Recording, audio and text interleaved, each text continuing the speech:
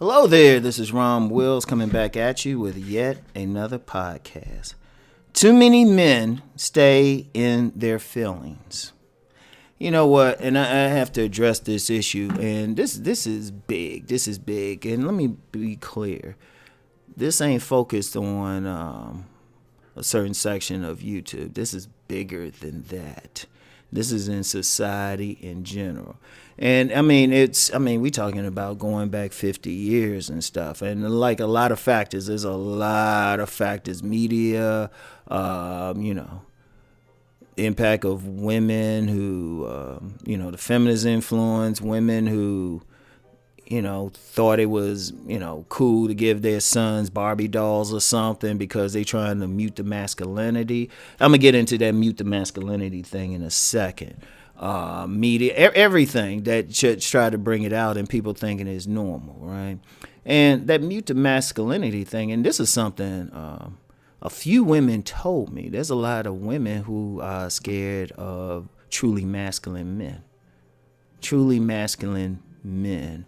And it's a range of things, everything from the worst thing being being abused, which I understand that part of it, but also actually being forced by a man to do what's right, because a masculine man, he's going to check a woman.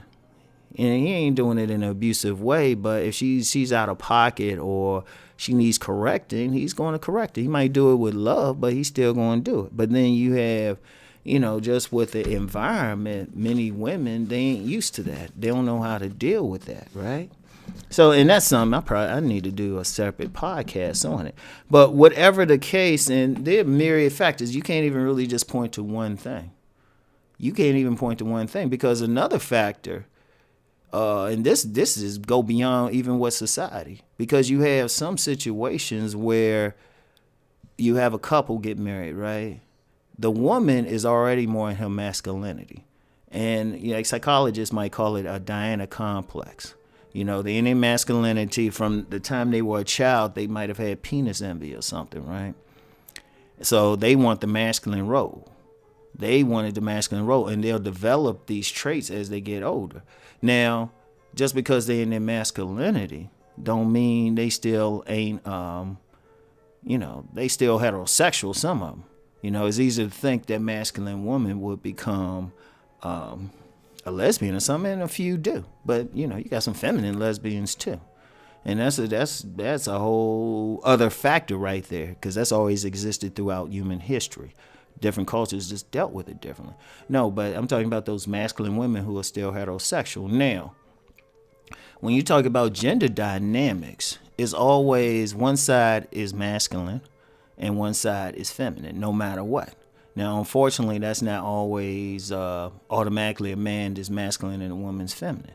So with the masculine women, the guys that they're going to get along with the best are feminine type of men. Like usually you might see that in a situation where the woman might be physically bigger than the man, like physically bigger, or definitely more dominant, even if he's physically bigger. Like I would say definitely the woman is just more dominant. She got more of the energy. She'll be the one if the two are together, she doing most of the talking. They going in her direction. So what they do is they get they'll have a baby still. She'll still have sex with him and everything. She'll get pregnant because these type of women, their ovaries still work. And if they got the right energy, they can still have a baby. And that's another thing. There's a lot of stuff I'm talking about that really needs to go. For me to get deeper, I have to go on my Deep Thought channel. But just for right here. So she'll have the baby. And then especially if she got a Diana complex where subconsciously she castrates men, she'll castrate those boys psychologically. And you'll see that sometimes. I've actually seen that situation where the man is weak. I remember there was a woman I dated years ago. And I'm not going to give any identification for this because it gets closer. But let's just say I met the husband before. Like, okay, so me and this young lady, we going out. I met the parents. I had met the husband before in a different context. I was like, oh, this your father and everything. The mother was real dominant. In fact, the man already had he already had a reputation for being weak, like a very weak man, even though he shouldn't have been in the position he was in. Weak man. But the woman, she was dominant, dynamic. She had the masculine traits. And in fact, me and the young lady who went out, we didn't have a second date because she was used to that weaker man, and that wasn't me.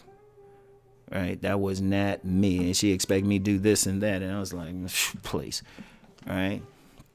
But when those women, those type of couples have boys, that woman still, especially with the Diana complex, will still feminize that boy, right?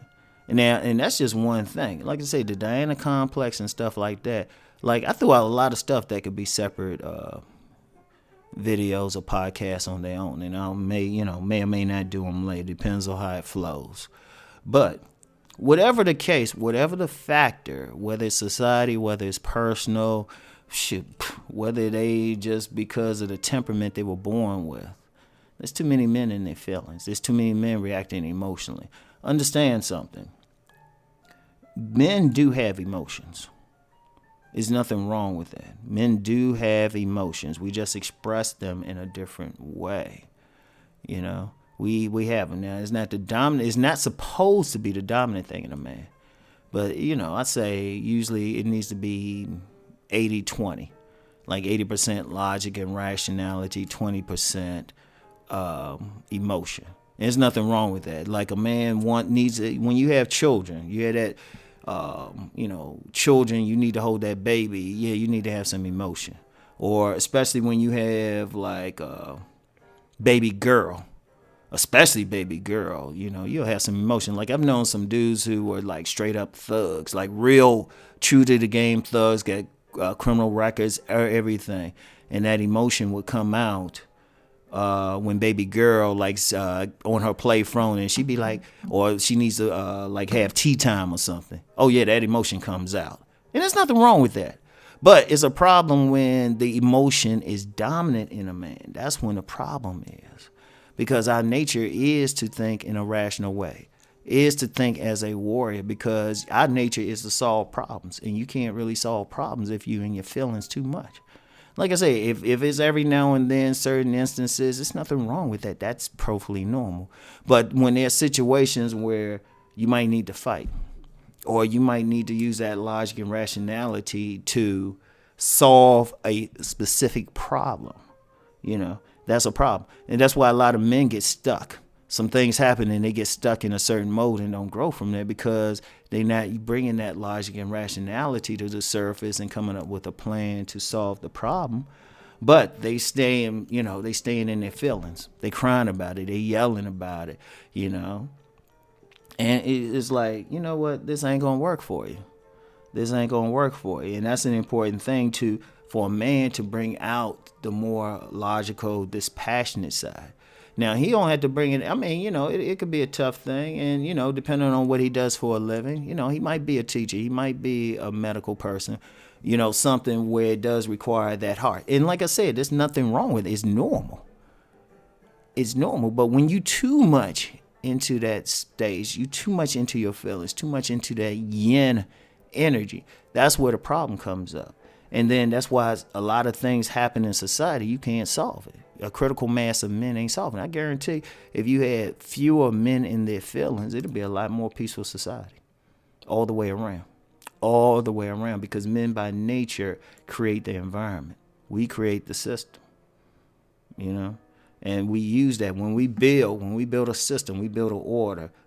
So that's our world, the logic, rational world. Well, that's how we do it. It's the women who, they bring the feeling or whatever to it. And that's what they supposed to do. But our thing is we supposed to build it. And, we're going to, as an overall culture, there's going to be issues until more men, a critical mass of men, get out of their feelings.